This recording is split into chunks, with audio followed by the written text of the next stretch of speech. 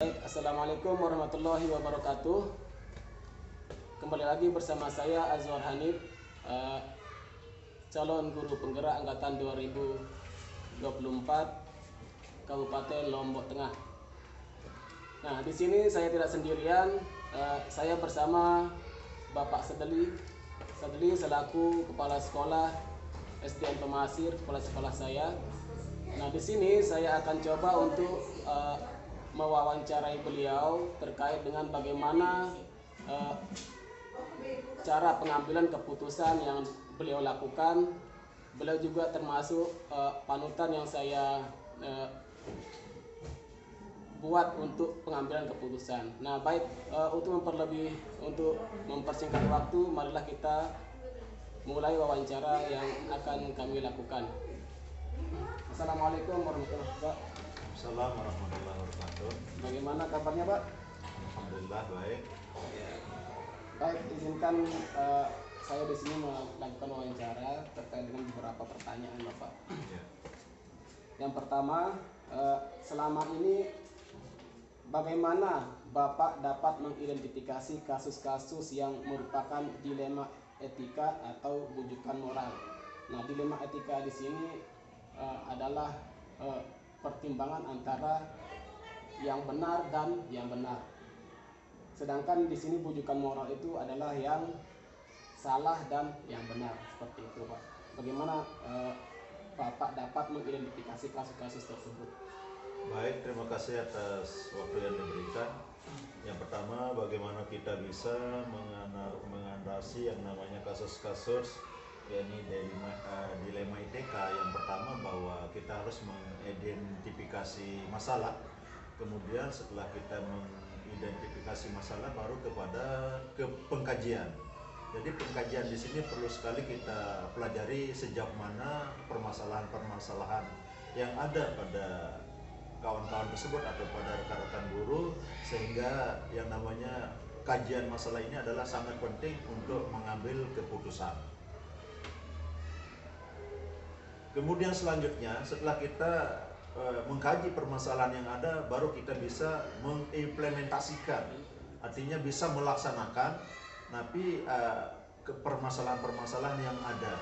Setelah kita mengimplementasi, baru kepada evaluasi.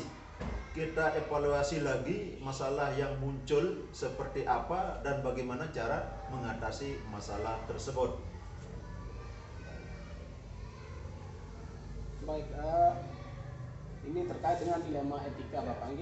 Yang pertama yaitu mengidentifikasi masalahnya, kemudian mengkaji lebih dalam lagi masalah tersebut, kemudian mengimplementasikan daripada apa yang telah kita kaji tersebut. Kemudian setelah itu baru mengevaluasi. Nah, kemudian terkait dengan bujukan moral. Nah, di sini bujukan moral antara yang benar dan yang salah, seperti itu, Bapak. Bagaimana cara bagaimana untuk kita menyelesaikan yang namanya bujukan moral itu sendiri, bahwa di sana ada baiknya dan ada buruknya. Yang pertama yang harus kita ambil di sini adalah risiko yang terjadi pada kedua belah pihak. Jadi jika kita mengambil A, keputusannya seperti ini, apa risikonya? Dan jika kita ambil B, keputusannya seperti ini, apa risikonya? Jadi yang pertama sekali kita dalam mengambil keputusan itu adalah resiko yang terjadi pada orang yang bersangkutan. Kemudian setelah kita mengambil pengkajian seperti resiko yang terjadi itu, baru kita mengajak berbicara kedua belah pihak. Salah satu, misalnya salah seorang duluan, seperti apa keputusan-keputusan yang harus kita ambil. Kemudian setelah kita mengajak kedua belah pihak berbicara, baru kita review permasalahan-permasalahan yang ada.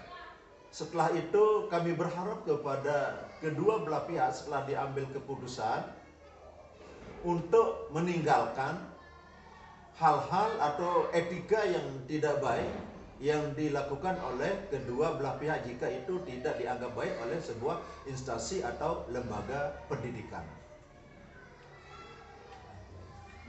Terkait dengan bujukan moral di sini, yaitu kita akan kaji resikonya, kaji resiko dalam hal itu.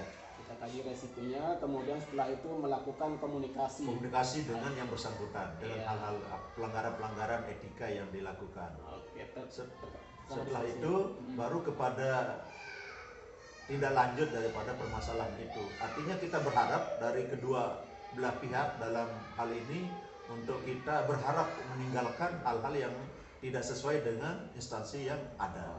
Pelanggaran-pelanggarannya. Oke, pelanggaran.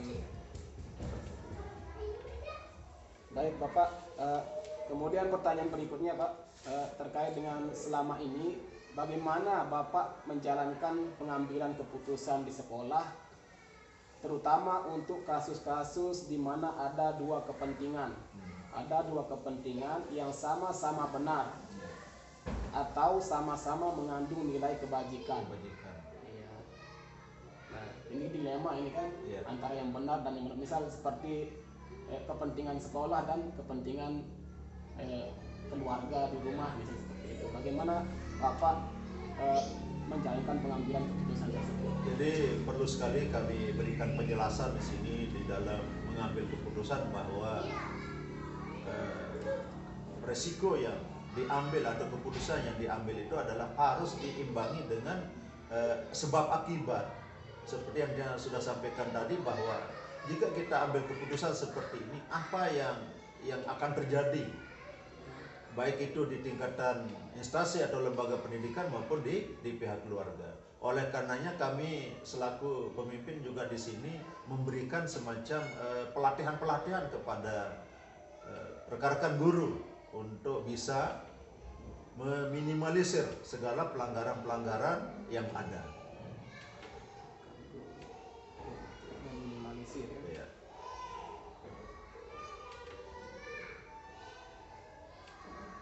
Ya. Ada. Baik, di sini sebelum kita ke keputusan, kita memutuskan yang apakah keputusan kita itu mengandung resiko lebih baik yang berat yang mana, misalnya seperti itu ya Pak ya. Ya, jadi di dalam mengambil resiko, di sini dalam mengambil sebuah keputusan bahwa kita akan melihat sejauh mana sebab akibat.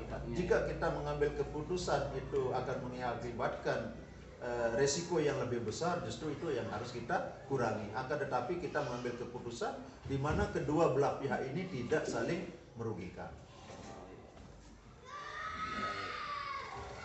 Bijak sekali karena ini kita melihat sebab akibat mana yang lebih besar, maka itu yang kita hindari. Ya. Baik. Kemudian pertanyaan berikutnya, langkah-langkah atau prosedur seperti apa yang biasa Bapak lakukan selama ini dalam mengambil keputusan? Yang pertama adalah memberikan briefing atau semacam pemahaman. Kemudian yang kedua adalah peningkatan kedisiplinan, baik itu disiplin diri dalam hal melaksanakan tugas, disiplin bukan hanya di tempat melaksanakan tugas tetapi di jalan maupun di rumah. Ini adalah sangat mendukung daripada kepribadian seseorang.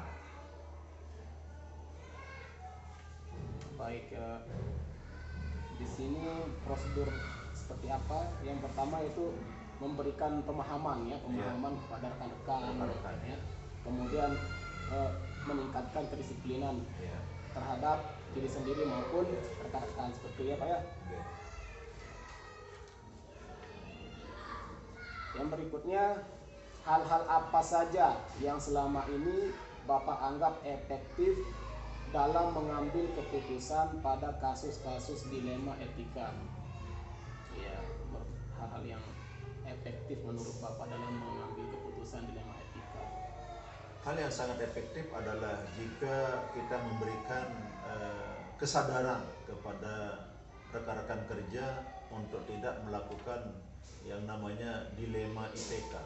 Sebab apa? Dilema ITK ini adalah merupakan hal dua sisi yang harus kita hindari, artinya bahwa itu adalah buruk, itu adalah baik, maka kami akan memberikan semacam pelayanan yang maksimal kepada rekan-rekan untuk bisa kita melakukan pekerjaan sesuai dengan pedoman yang ada atau aturan-aturan yang ada. Baik. Namun ketika permasalahan itu antara baik dan baik, Bapak, antara baik dan baik, apa saja yang selama ini Bapak anggap efektif dalam memutuskan yang terbaik di antara yang baik dan yang baik? Jadi di sini kalau kita melihat semuanya baik, maka tentu kita akan memilah-milah yang terbaik di antara yang baik. Artinya kualitas itu yang harus diutamakan. Kalau kita berbicara kualitas dan kuantitas, berat dan bagusnya, tentu yang kita cari adalah kualitas dan kuantitas itu sendiri, bukan hanya sekedar kualitas, tetapi kualitas dan kuantitas. Artinya nilai tinggi dan memiliki nilai jual yang bagus begitu. Artinya yang tinggi kualitas dan kuantitas terhadap aturan-aturan yang ada, terhadap risiko yang akan diambil oleh kepala sekolah terhadap guru yang ada. Jadi di sini yang pertama kali kita lihat yaitu adalah kualitas ya. Dan kuantitasnya ya Pak ya. Mana yang lebih mungkin lebih sedikit resiko atau lebih menguntungkan seperti itu Pak ya. Berikutnya, hal-hal apa saja yang selama ini merupakan tantangan dalam mengambil keputusan pada kasus-kasus yang benar dan yang benar, dilema etika antara yang benar dan yang benar. Tantangan yang pertama bahwa guru atau rekan-rekan kerja sulit untuk memahami arti sebuah kebenaran. Yang kedua, bahwa guru itu kurang menyadari tentang kedisiplinan. Yang ketiga adalah faktor X. Artinya faktor eksternal ini adalah pengaruh dari lingkungan luar. Lingkungan setelah selesai dia melakukan pekerjaan di tempat tugasnya, maka lingkungan keluarga termasuk di sana adalah sangat mendukung daripada kelangsungan, daripada pemahaman masalah etika yang ada. Artinya apa yang dia masukkan tadi, bahwa itu adalah merupakan faktor yang terjadi. Yang pertama sulitnya tadi itu memahami arti sebuah peraturan. Yang kedua sebuah kedisiplinan, baik itu kedisiplinan diri, kedisiplinan keluarga dan lain sebagainya. Dan yang ketiga faktor X ya. Faktor X dari luar. Jadi di sini terkait dengan tantangannya yaitu sulitnya untuk memahami arti kebenaran atau peraturan tersebut. Iya, peraturan tersebut. Ya. Kemudian yang kedua yaitu kurang kesadaran terhadap disiplin. Iya. Nah, kemudian yang ketiga yaitu terkait dengan faktor eksternal dari ya, luar yang ada di luar lingkungan sekolah mungkin seperti itu. Ya. Berikutnya, apakah Bapak memiliki sebuah tata kala atau jadwal? Apakah Bapak memiliki jadwal tertentu dalam sebuah penyelesaian kasus dilema etika? Apakah Bapak langsung menyelesaikan di tempat atau memilih sebuah jadwal untuk menyelesaikannya? Bentuk. Nah, itu. Apakah Bapak memiliki jadwal untuk menyelesaikannya atau bisa langsung menyelesaikannya di tempat seperti itu? Jadi kembali ke awal bahwa untuk menyelesaikan sebuah masalah tentu kita harus mengidentifikasi itu. Tidak bisa serta-merta setelah kita melihat permasalahan itu langsung kita selesaikan di tempat. Tidak bisa, harus ada pengkajian sejauh mana permasalahan-permasalahan itu muncul. Apa penyebab-penyebab daripada permasalahan itu muncul. Sehingga perlu pengkajian yang panjang. Jadi kami tidak ingin langsung mengambil keputusan. Khawatirnya adalah seperti yang tadi, ketika kita mengambil keputusan ada satu pihak yang merasa keberatan, pihak yang lain yang merasa bahagia. Kita tidak ingin seperti itu. Kami berharap dengan pengkajian permasalahan itu kedua belah pihak tidak merasa dirugikan. Jadi perlu yang nama pengkajian permasalahan sehingga kami memiliki jadwal yang ada untuk bisa menyelesaikan masalah tersebut. Jadi menggunakan jadwal. Tidak mesti langsung. Tidak mesti harus selesai pada saat itu. Kemudian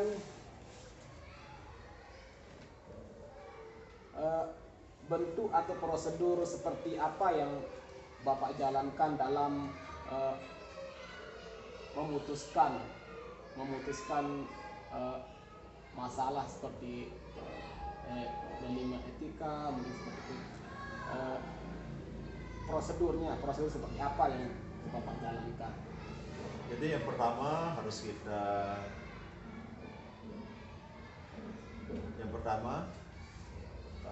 kita membuatkan keputusan yang pertama bahwa jika permasalahannya si saudara kita ini mau melakukan atau mau meninggalkan hal yang tidak baik, maka itu akan kami damai. Artinya kita memberikan perdamaian antara kedua belah pihak, harus kita pertemukan. Kemudian kembali yang di atas, untuk hal itu harus kita tinggalkan pekerjaan daripada yang pelanggaran-pelanggaran yang dilakukan oleh guru tersebut, meninggalkan pekerjaan atau etika yang tidak baik yang selama ini dia lakukan. Itu prosedurnya. Kemudian kita panggil kedua belah pihak di tempat yang terbuka. Artinya tempat terbuka artinya supaya teman-teman yang lain juga mengetahui keputusan seperti apa. Keputusan yang itu kita ambil berdasarkan pengkajian, berdasarkan evaluasi, berdasarkan identifikasi masalah, sehingga kedua belah pihak disaksikan oleh semua orang, bahkan orang itu ketika dia diputuskan untuk tidak melakukan lagi, tidak merasa keberatan terhadap keputusan yang diambil. Baik. Jadi prosedurnya di sini yaitu terkait dengan keputusan memberikan perdamaian terhadap kedua belah pihak seperti itu ya. Kemudian yang kedua, meninggalkan pekerjaan yang mungkin salah misalnya seperti melanggar moral dan sebagainya seperti ini. Kemudian yang terakhir itu memutuskan dengan terbuka, yaitu di forum secara umum bersama rekan-rekan guru seperti itu. Baik, kemudian untuk pertanyaan berikutnya, adakah seseorang atau faktor-faktor apa yang selama ini mempermudah atau membantu Bapak dalam mengambilan keputusan dalam kasus-kasus yang benar dan yang benar, dilema etika? Apakah ada faktor-faktor atau seseorang? Ya, jadi di dalam mengambil keputusan tentu kami yang pertama harus mampu berpikir kritis bagaimana untuk menyelesaikan masalah yang ada. Kemudian kami juga ingin menyelesaikan masalah itu dengan profesional, artinya tidak berat sebelah. Bukan berarti itu dekat dengan saya untuk kita memberikan hukuman yang ringan, tidak. Kemudian yang ketiga, kami juga berdiskusi dengan teman yang kami anggap punya pengalaman, tidak mesti dia sendiri, akan tetapi ada semacam diskusi-diskusi kecil bagaimana untuk menyelesaikan atau mengatasi masalah yang ada. Baik. Yang pertama di sini mampu berpikir kritis dalam menghadapi masalah tersebut. Kemudian melakukan dengan profesional. Artinya di sini tidak memilah-milah lah. Itu teman dekat, itu teman jauh, tidak gitu kan. Artinya adil dalam menentukan keputusan, mengambil keputusan. Dan yang terakhir, berdiskusi dengan teman yang memiliki pengalaman lebih seperti itu, ya.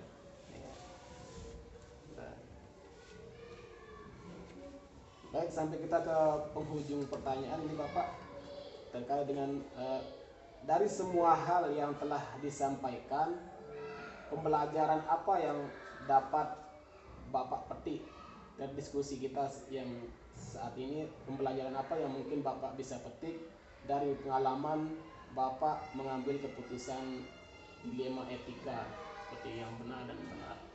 Jadi yang pertama bahwa kami dalam mengambil keputusan pembelajaran yang sangat mengesankan bahwa untuk mendamaikan seseorang dengan orang lain itu adalah sangatlah susah begitu ya, sangatlah sulit.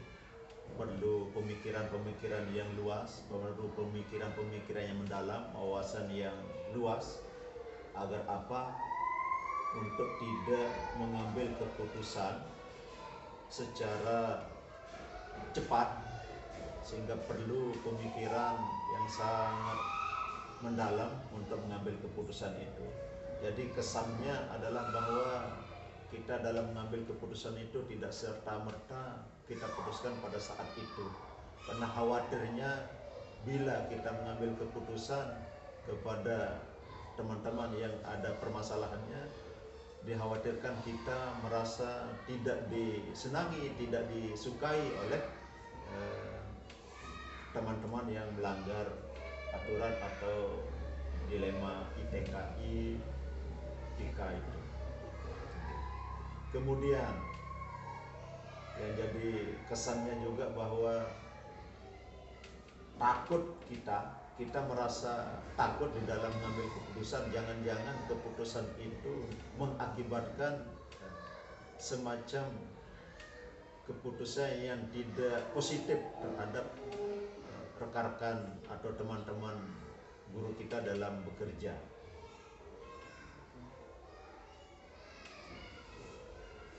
Baik, jadi pembelajaran yang bisa Bapak dapatkan di sini yaitu dalam mengambil keputusan sangat sulit dan perlu pertimbangan yang hati-hati ya, dan mendalam untuk mengkaji lebih lanjut gitu. Kemudian yang kedua, tidak diputuskan saat itu, artinya memiliki jadwal tersendiri ya, supaya nanti takutnya tidak berlaku adil dan sebagainya gitu. Kemudian yang ketiga, merasa takut dan dalam mengambil keputusan, artinya masih takutnya ragu-ragu kalau langsung diputuskan gitu ya. Diputuskan ya. Jadi perlu pengkajian, perlu identifikasi permasalahan. Baik, Bapak, terima kasih sekali atas percakapan dan wawancara pada hari ini. Ya, kemudian yang terakhir ada pesannya bahwa kita di dalam melaksanakan tugas dimanapun itu, yang pertama harus kita tegakkan adalah kedisiplinan. Kemudian yang kedua adalah sadar bahwa itu adalah merupakan tugas dan tanggung jawab. Dan yang ketiga adalah kita harus mampu dan mau bersinergi dengan teman-teman sejawat, kemudian bersosial yang tinggi. Itu barangkali pesan dari Tian. Jika ini bisa kita laksanakan, insya Allah semua permasalahan yang di atas akan bisa teratasi. Demikian dan terima kasih. Baik, Bapak, terima kasih sekali atas pesan-pesannya, pesan penutupnya ini. Baik, di sini pesan penutupnya yaitu disiplin ya.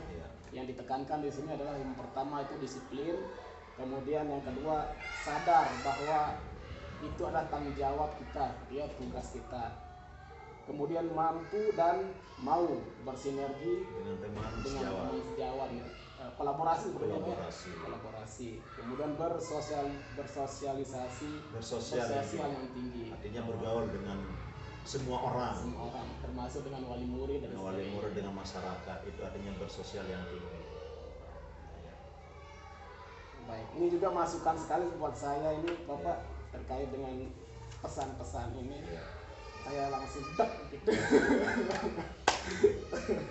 Baik, terima kasih Bapak atas kesempatannya untuk kita diskusi dan wawancara. Mudah-mudahan apa yang kita dapatkan, apa yang kita lakukan pada saat ini bisa membuat kita lebih sadar lagi, kemudian lebih profesional lagi, dan mudah-mudahan bisa lebih baik lagi dari sebelumnya, Bapak. Ya. Baik, sekian dan hasil wawancara kami bersama Bapak Kepala Sekolah SDN Tumasir. Terima kasih. Assalamualaikum warahmatullahi wabarakatuh. Assalamualaikum warahmatullahi wabarakatuh.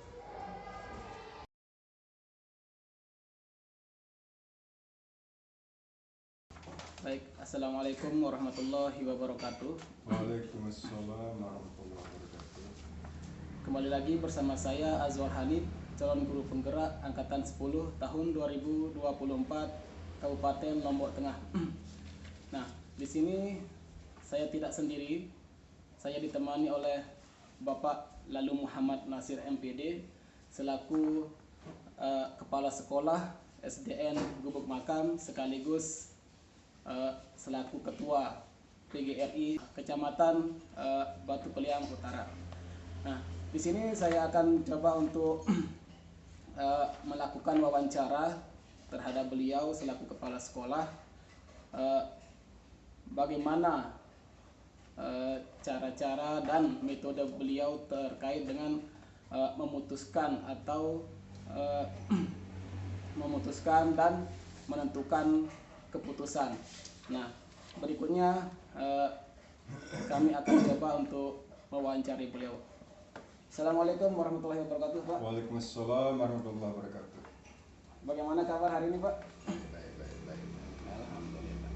Nah, di sini izinkan saya Bapak untuk melakukan wawancara terkait dengan tugas CGP untuk modul 3.1 terkait dengan pengambilan keputusan oleh pemimpin. Nah, izin untuk langsung ke pertanyaan pertama nih, terkait dengan selama ini bagaimana Bapak dapat mengidentifikasi kasus-kasus yang merupakan dilema etika atau bujukan moral. Nah, maaf sebelumnya nih, terkait dengan dilema etika ini adalah dua keputusan yang dimana keduanya ini baik, positif keduanya diantar. Misal seperti keputusan kita di sekolah berbarengan bersamaan dengan keputusan kita di keluarga. Nah, ini tabrakan dan harus kita memilih salah satunya seperti itu. Kemudian bujukan moral di sini adalah keputusan yang satunya baik dan satunya itu tidak baik seperti itu. Nah, jadi di sini bagaimana Bapak dapat mengidentifikasi kasus-kasus yang merupakan dilema etika seperti itu, Pak? Ya, terima kasih Pak Hanif.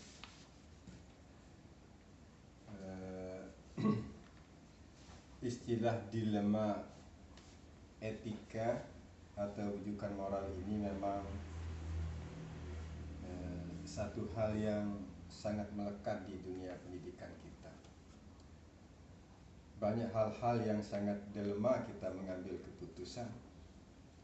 Ya, entah keputusan yang dilema ini sama-sama jeleknya atau sama-sama baiknya.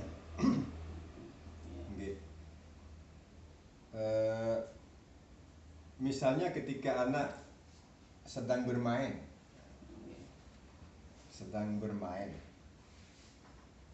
lalu anak-anak kelewatan cara bermain, terjadilah dia mengganggu teman.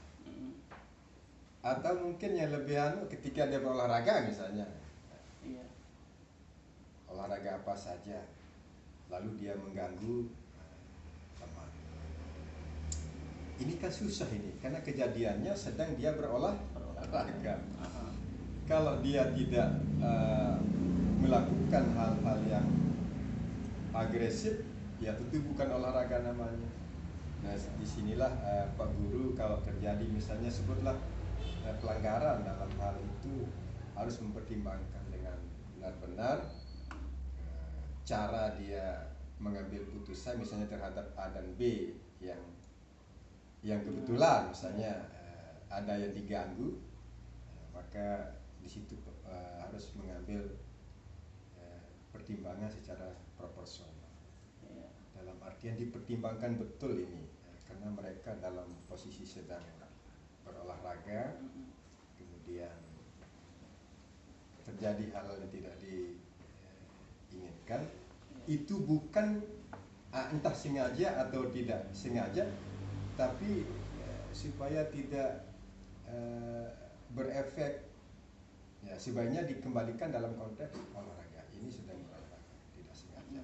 Jadi harus kita pertimbangkan positif negatifnya sebelum kita mengambil keputusan. Misalnya mau menyalahkan siapa atau membela siapa, harus benar-benar tidak berdampak, dipertimbangkan dengan itu. Kemudian Bapak selaku pemimpin ini di sekolah kan, mahasiswa pembimbing sekolah ketika menghadapi dilema etika ini, ketika Bapak mesti memutuskan di antara yang A ini benar dan si B ini benar, misal bagaimana untuk mengidentifikasinya itu seperti apa Bapak? Ya, kalau konsep yang paling ideal itu win-win solution, harus sama, tidak ada yang merasa dirugikan dalam penyelesaiannya. Ya, tidak. Harus benar-benar melihat bahwa ini dalam konteks pendidikan, kalau saja ada hal-hal yang salah cara kita berikan solusi, jangan sampai ada anak yang merasa direndahkan. Ya, sama-sama proporsionalnya berimbang, apa positifnya apa negatifnya kalau saya mengambil keputusan ini. Jadi harus pada posisi berimbang. Itu namanya win-win solution. Baik, jadi di sini tidak ada yang dirugikan, Iya, tidak iya, ada yang iya, karena dirugikan, konteks. ya. Jadi adil sebetulnya. Adil. Ini konteks soalnya, ini konteks pendidikan, kita mendidik ini Oh, soalnya. iya. Kalau sampai ada dalam kita mengambil keputusan ada yang dirugikan misalnya secara moral maupun dengan perasaan, ya tentu tidak bagus efeknya. Ya, kita dipandang Efek delegasi. kedepannya. Jadi harus kita adil. Adil itu tidak mesti yang salah harus dibenarkan gitu. Yang benar, yang salah dibenarkan atau yang benar disalahkan, tidak. Tapi sampai kepada kalau dia salah, sadarkan bahwa salahmu ini. Kalau dia benar, sampaikan, kamu benarmu di sini. Besok Dipertahankan. jangan begitu. Kalau sampai jangan saling mengganggu. Jadi arahan ya. Iya, Arahkan. harus ada dalil kita berimbang. Adil itu tidak mesti sama. Baik. Namun ketika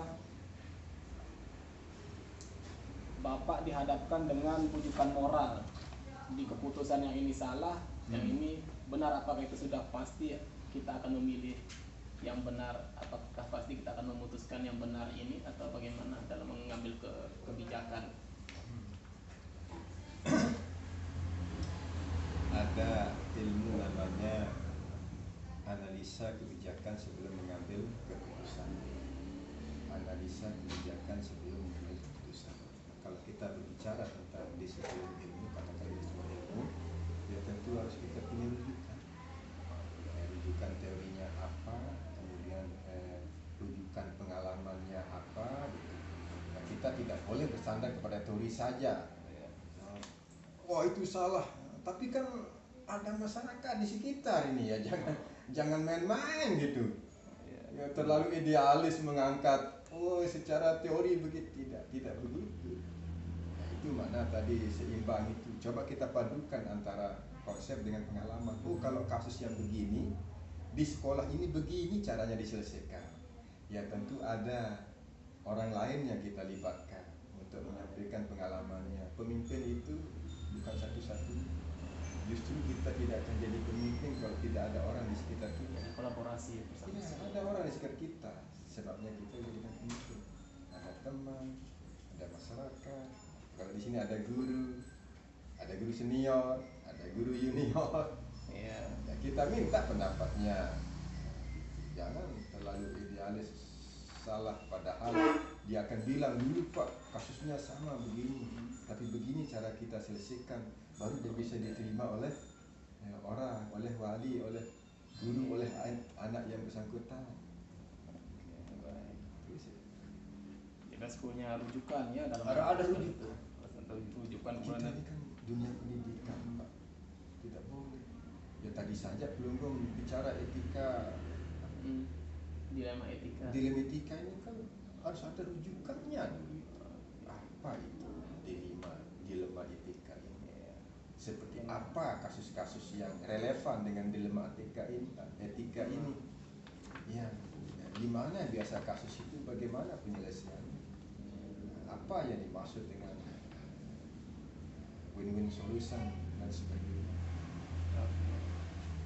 Baik, Bapak, terima terima kasih. Kemudian pertanyaan yang kedua selanjutnya, selama ini bagaimana Bapak menjalankan pengambilan keputusan di sekolah, terutama untuk kasus-kasus di mana ada dua kepentingan yang sama, yang sama-sama benar atau sama-sama mengandung nilai kebajikan, ya, di mana kedua keputusan ini sama-sama benar, seperti itu. Kira-kira bagaimana Bapak menjalankan pengambilan keputusan tersebut? Kalau kita bicara kasus seperti masalah ya Pak Hanif ya, Sama-sama benar. Ini kira masalah ini, ada masalah ini, sama-sama benar. Tetapi orang yang menerima kebenaran ini kan beda-beda. Ada wali murid, ada pak guru kan, ya, ada juga siswa kita.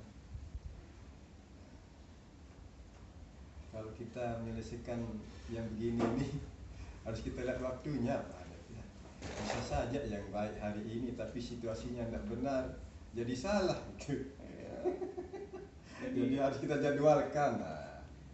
Besok coba saya tanya dulu Pak Guru ini, besok saya bicara dengan ini. Pada waktu yang tepat kita sampaikan secara bersama-sama bahwa kasus ini kira-kira begini setelah saya mendapatkan informasi dari Bapak Ibu, setelah kami mendengar dari wali murid, setelah kami mendengar dari, jadi ada waktu-waktunya tepat dikatakan itu. Contoh sama-sama benar tapi kenyeken sedang statusnya tidak baik, kita nggak bisa jadi tidak benar. Sehingga ada dalam filosofi agama itu begini, likulli maqalin maqamun wa likulli maqamin maqalin. Jadi setiap tempat itu ada perkataannya dan setiap perkataan ada tempatnya. Nah, ini berarti harus tepat kita menyampaikan itu. Kapan waktunya? Tidak sembarangan. Iya, tidak. Ini sedang, walaupun ini benar tapi kalau kita ungkap sekarang ini bisa jadi tidak benar. Jadi harus ada pertimbangan situasional itu. Pertimbangan situasional itu lah kata kunci.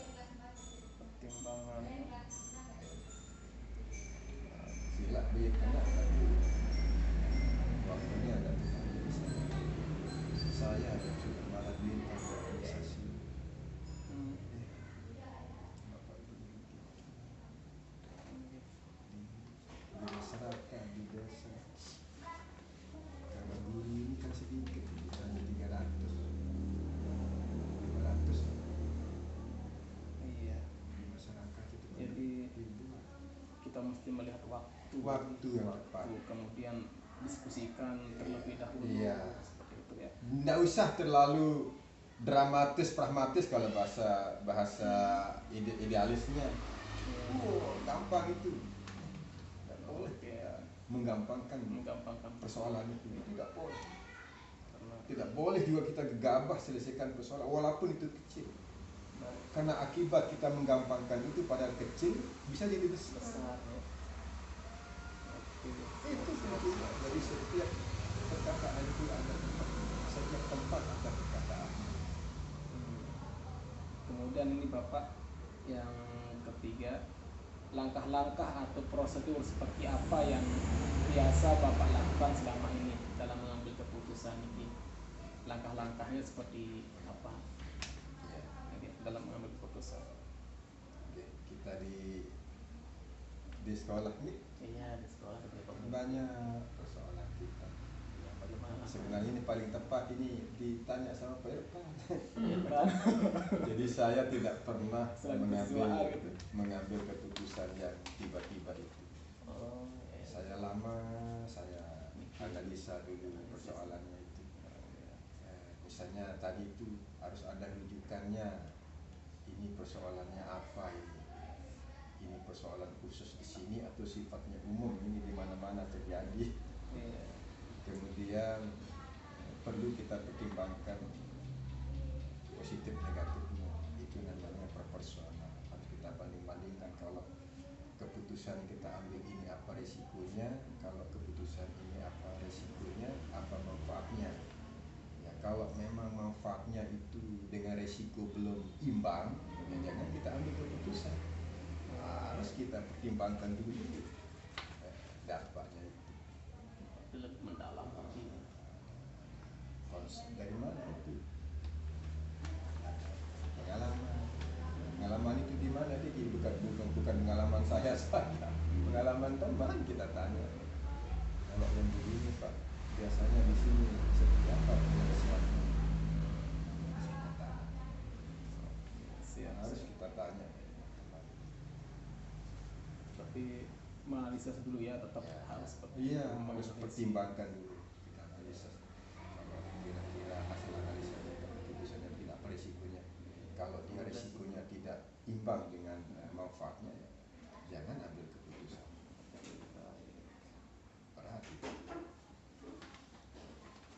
Baik, selanjutnya hal-hal apa saja yang selama ini Bapak anggap efektif dalam pengambilan keputusan terkait dengan kasus-kasus yang benar dan yang benar? Yang hal-hal apa saja yang selama ini merupakan menurut Bapak efektif dalam memutuskan dilema etika ini, yang benar dan yang benar itu? Itu tadi itu. Ya. Jadi ada namanya ilmu komunikasi itu Ya, harus kita punya diskusikan dulu. ilmu komunikasi. Ilmu komunikasi inilah yang melahirkan ada namanya forum diskusi, ada namanya kita apa ya, saling tanya, mengeksplorasi apa yang pernah terjadi. Kemudian dengan ilmu komunikasi juga kita menggali solusinya. Harus Berarti berarti tetap kalau ada kita berbicara namanya komunikasi, kita melibatkan orang lain. Ada kolaborasi. guru, kalau mungkin bahasa Belanda itu, dan tidak boleh kita membedakan guru A, guru B, atau bukan guru, misalnya ada operator, ada ini. Dalam posisi kita itu sama mereka punya. Kita tidak sebagai pemimpin, sebagai fasilitasi mereka. Mereka itu mitra kerja kita. Mitra kerja kita.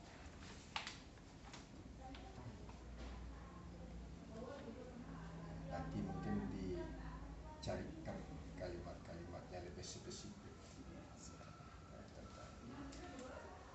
Nah, di sini terkait dengan tantangan ini, hal-hal apa saja yang selama ini merupakan tantangan Bapak dalam memutuskan? Tantangan terbesar itu budaya masyarakat. Budaya masyarakat, kemudian budaya lembaga, dan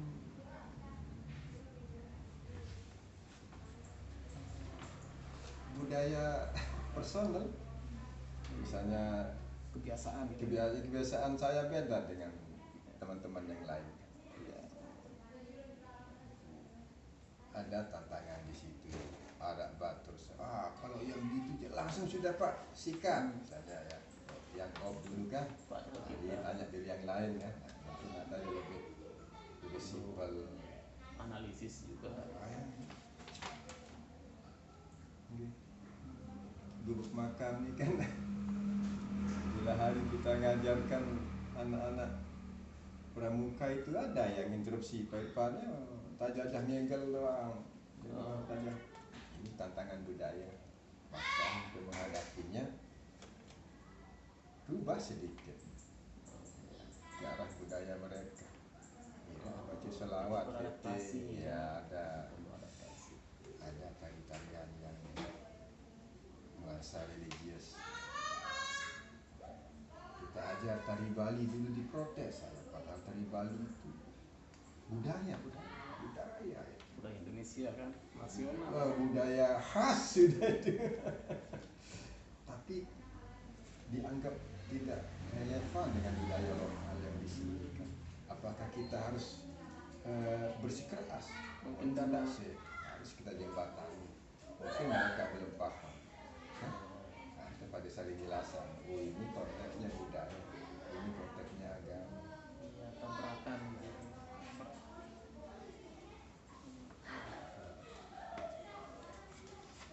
Jadi yang mesti yang jadi tantangan itu budaya masyarakat, lembaga dan kebiasaan internal kita di sini. Sebab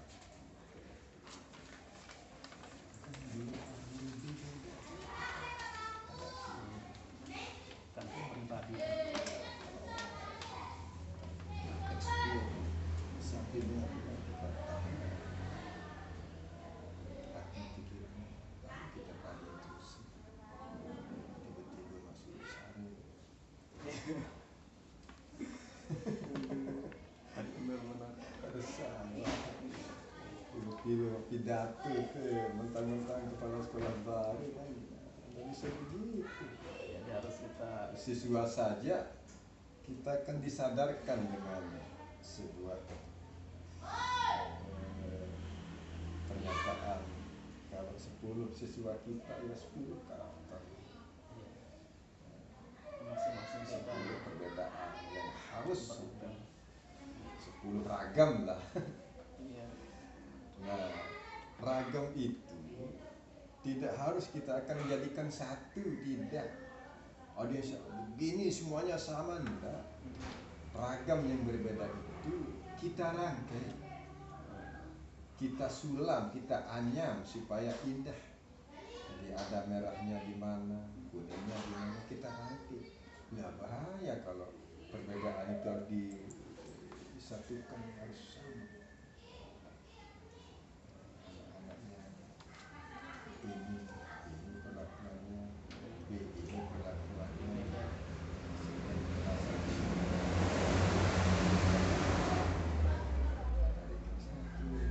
ada anak yang berkarakter bagus, berkarakter perlu diperbaiki, tidak jelek kan, tidak boleh kita berkarakter jelek, ini karakter yang perlu bimbingan. Ini anak ini pintar, anak ini perlu bimbingan, tidak boleh kita bilang bodoh. Itu cara kita menghargai anak kita, ya dulu saja dihargai. jangan dicap langsung jelek gitu ya. Tidak boleh, kita saja mau dihargai, antara anak kita tidak kita hargai. Baik ya Bapak. Kedua, pertanyaan berikutnya Bapak, adakah seseorang atau faktor-faktor apa yang selama ini mempermudah atau membantu Bapak dalam pengambilan keputusan dalam kasus-kasus dilema etika? Ada tidak seseorang atau mungkin faktor-faktor yang bisa mempermudah Bapak dalam mengambil keputusan? Ada. Biasanya labelnya tokoh, biasanya itu labelnya tokoh agama, tokoh masyarakat. Nah kalau kasusnya tentang budaya, itu tokoh budaya ya, tokoh adat. Nah, kalau di pendidikan ini kan yang dijadikan tokoh itu dalam bahasa normatifnya kan komite. Jadi komite lah yang mengantarkan kita, membantu menyelesaikan. Bukan komite segala-galanya, tapi dia yang menjembatani kita. Oh ini persoalannya di sekolah, Pak Komite. Oh yang memiliki ya, makin kan Pak Pemilu memiliki. Ini kasusnya Pak, makin kan Pak Pemilu Pak. Kalau di sini kita ajak komunikasi. Jadi komite itu kan jembatan kita, yang mengantarkan kita dalam menyelesaikan. Sungguh bagus kalau dia seorang komite sekaligus tokoh. Tapi kan tidak mungkin satu orang itu tokoh segala-galanya. Saling berbagi. Iya, mungkin dia hanya labelnya tokoh agama, komite saya ini, ya, bukan tokoh adat. Nah, kasus-kasus yang bertentangan dengan adat kebiasaan, dia akan carikan saya. ada itu namanya tokoh. Tokoh ya. Kalau di agama tokoh agama. Ya, kalau kita di pendidikan kan ada siapa mereka, ya atasan langsung kita, mitra kita, ada pengawas, ada fikih, dan kesana menara hubung. Mungkin secara personal menara hubung itu bukan siapa-siapa, tapi kan yang berbicara kan mereknya selaku menara hubung, bukan sebagai pak kader. Mungkin sebagai pak kader dia nggak punya kemampuan, tapi sebagai menara hubung Kedudukannya. ya kedudukannya bisa mencari ya, orang lain yang bisa dia hubungi ya, untuk membantu.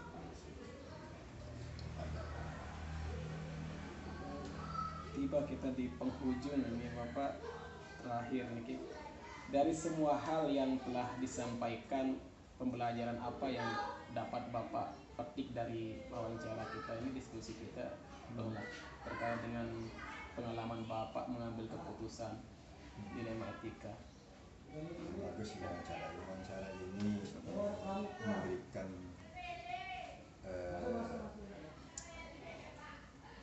penguatan,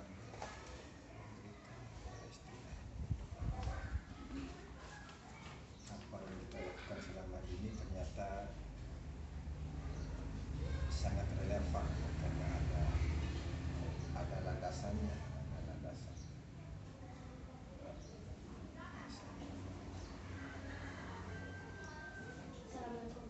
Kesadarannya.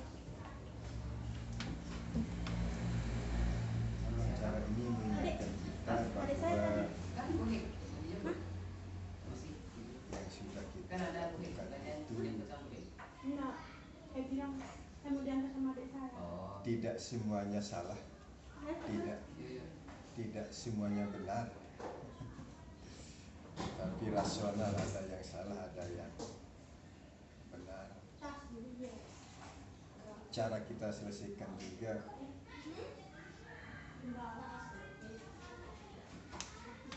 melibatkan banyak orang.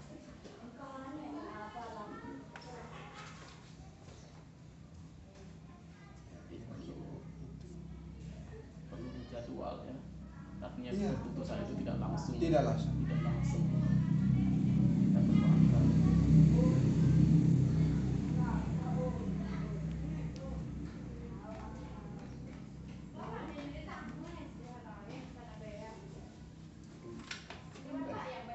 Kira-kira ada mungkin pesan dan dari Bapak kepada cilik saya. Ada pesan-pesan bagaimana, minta arahannya ini. Kalau kesan saya ya, CGP ini kreatif sekali, sampai ya sanggup menggali hal-hal yang tidak biasanya lah. Ini Seperti ini ya. dilema etika ini kasus persoalan baru ini, tidak di banyak tempat orang tahu istilah ini.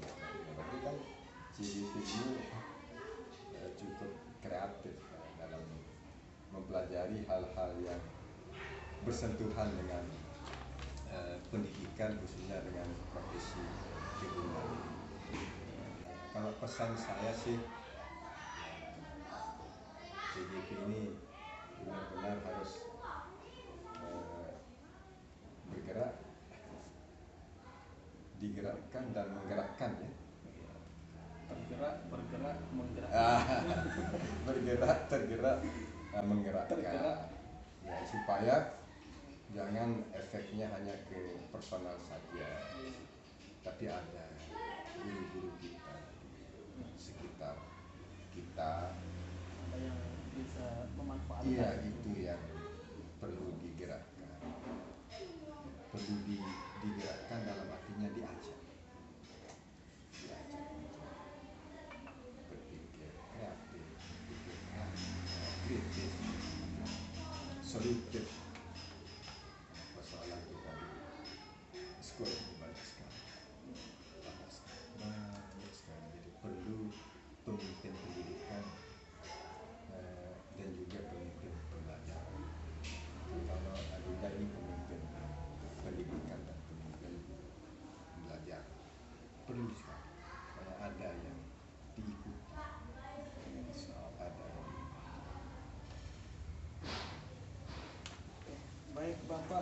Terima kasih banyak atas waktunya ini. Terima kasih banyak atas waktunya yang telah diberikan kepada saya demi untuk menyelesaikan tugas modul 3.1 ini. Cara atau metode pengambilan keputusan oleh Bapak Kepala Sekolah SDN Gubuk Makam sekaligus Ketua TGRI Kecamatan Batu Kuliang Utara. Terima kasih.